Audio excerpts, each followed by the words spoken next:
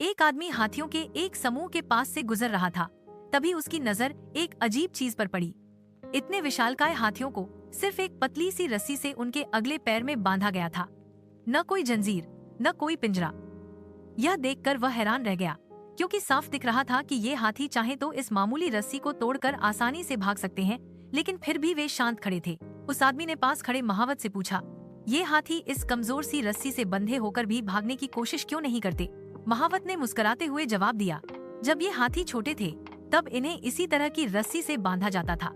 उस समय ये इतने ताकतवर नहीं होते थे कि रस्सी तोड़ सके।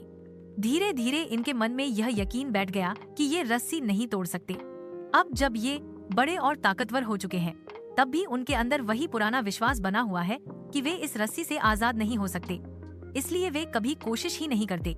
यह सुनकर वह आदमी सोच में पड़ गया। इतनी ताकत होने के बावजूद सिर्फ एक झूठे यकीन ने इन हाथियों को रोक रखा था। हम इंसानों की जिंदगी भी कुछ ऐसी ही है। कई बार हम किसी काम में असफल हो जाते हैं और फिर मान लेते हैं कि हम कभी सफल नहीं हो सकते। उस एक नाकामी का डर हमें उम्र भर बांधे रखता है।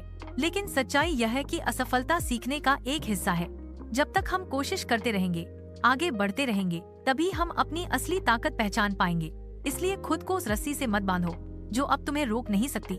बस तुम्हारा मन कहता है कि वह तुम्हें रोक सकती है।